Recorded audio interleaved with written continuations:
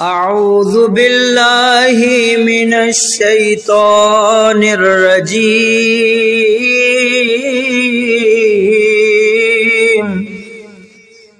بسم اللہ الرحمن الرحیم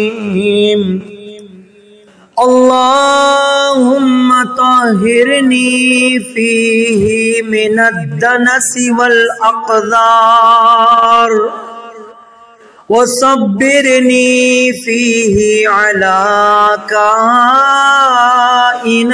الاقدار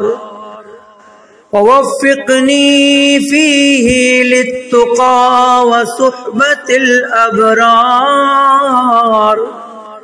بعونک یا قرۃ عین المساکین اللہم صلی علی محمد وآل محمد وعجل فرجہم۔